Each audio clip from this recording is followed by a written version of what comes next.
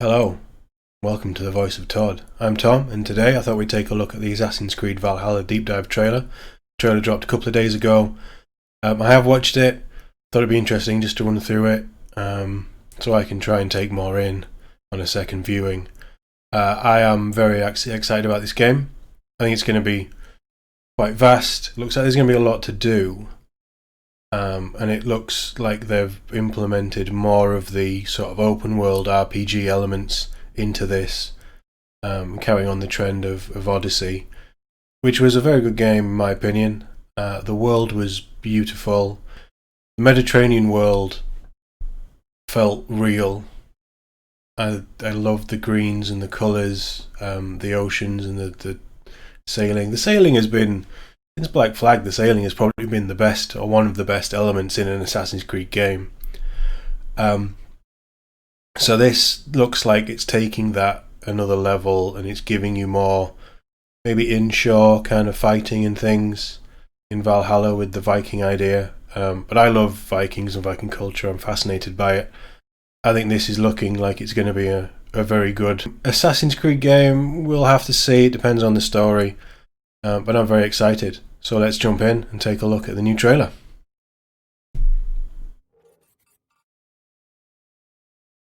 It would help if I put my earbuds in, wouldn't it? Okay, let's take a look.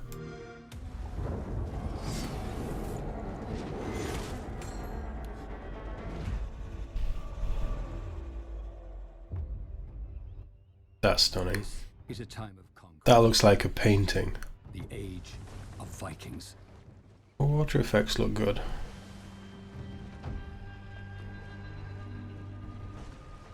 In Assassin's Creed Valhalla, you play as Eivor, the fierce Viking war chief of the Raven clan. Again, the world looks beautiful. Look at the lighting on this. But these are dangerous. Hopefully next gen will give it a nice enough jump to be a step above Odyssey. And mysteries to uncover. That's cool. That's creepy. I like it.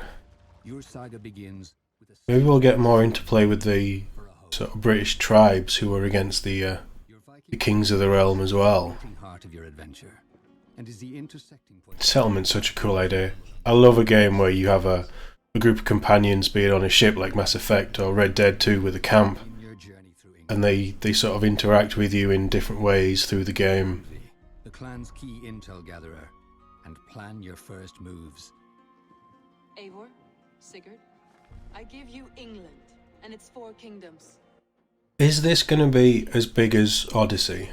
I've not looked into it. You'd guess with the size of England and parts of Norway that they're going to be looking at, it maybe won't be. And open a wealth of new But arcs, missions, I bet it'll be a lot more dense. experience the game world. If there's hunting, that's all I'm going to do. I must have spent 3/4 of the game in Red Dead just hunting for fun. To uncover, with their own unique plot The lighting is so pretty. and challenges to overcome. Are you Sigurd's Drenger? Character designs look very good. If you keep that up, I'll stay in the floor. Quite a bit of variation in them. Including assassinating targets, forging allies, Okay, that was pretty cool. large-scale battles. X-ray assassinations, is that going to be the new thing?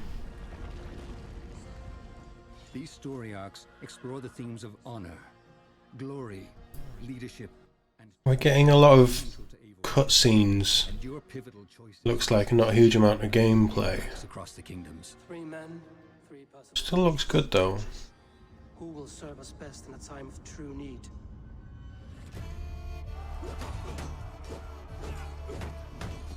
This is going to be like the Visceral and brutal. And there are many battle rivals and enemy types that will stand in your way. parties, with it raiding parties or whatever they were called in Odyssey, Eivor is where you had to fight 3 or 4 different champions. including brute strength charging maneuvers, close quarters melee attacks, The variations in attacking looks very good.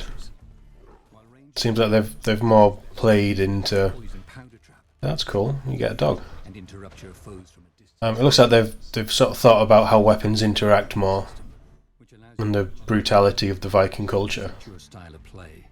Special abilities are found in books of knowledge, hidden throughout the world, and have their own So there's proper collectibles that actually do things. As you forge deep That's pretty into the cool. journey, your explorations will reward you with exotic gear from the far corners of the world. Exotic gear again. Options and dual-wield That's pretty cool. including the legendary Excalibur. Excalibur. Oh, that looks cool. That looks very Isu. Choice is Oh, it might be a quest to find Excalibur first before I do anything else. at the start of your adventure. Makes sense it was an Isu you have the weapon. opportunity to choose Eivor's gender, and you can seamlessly swap between male and female Eivor. It'd be interesting to know how many people play as the male-female sort of hybrid play that merges the two, where you can change. I don't know if you change at will or at certain points in the story, but just to know if anybody actually does that. Resources pillaged from your conquests. I'll be honest, I'll probably play as a male. Structures and But upgrades. There's a wide It really depends who build, each with their own who has the sort of most compelling performance with the voice work. The barracks allow you to elect a Jomsviking, which is a powerful Viking lieutenant, and build a custom crew of raiders to ride with, which are shared with your Custom crew, that's pretty cool. Shared with friends online. What does that mean? His weapons and gear. And at the tattooist, you'll Okay, have blacksmith's a cool. look. At the Wonder if the tattoos give you any kind of stat boosts or anything. and improve your longship. And in the Hidden Ones Bureau, Chip customization has been from done. the shadows, embroiling yourself in a mysterious conflict with the Order The of shadows. Ancients. Does that mean you'll get a little group of assassins that you can send off mid-game? Maybe with a phone app, like they've done before. These are just a few examples, and there's plenty more fun. Oh, it play looks around so with. pretty. That's a big happy dog. Play a game of Orlog, or throw a massive Viking feast. However, growth comes with its own set of dangers, and your settlement will become the target of Okay. brutal enemy factions. That's interesting. That's quite cool. So you can be attacked as well as attacking everywhere else. I wonder if it's like the Grand Theft Auto, is it San Andreas, where you had to keep checking back in your territories every now and then to stop them being attacked. In a set of dramatic and intimate narrative through lines. I lost my parents when I was 9 winters along. Without Sigurd, I would have.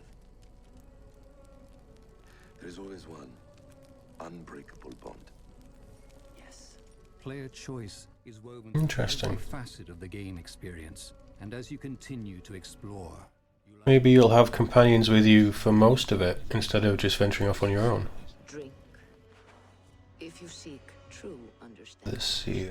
But this world is just the beginning. Valka, the clan seer, will unlock your senses, allowing you to leap beyond. To ask Is that Fenrir? of Norse myth, You get to go to Asgard. way to England, That would be cool. new worlds.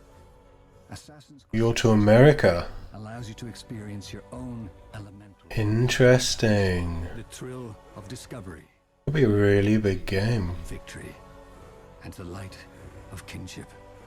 Follows the Journey sort of Norse progression east, though. and into the soul East, west, west. of a warrior.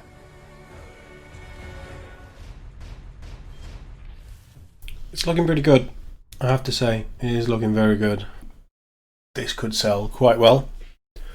It being probably the biggest game launching on the Series X. Can't think off the top of my head what else there is on day one.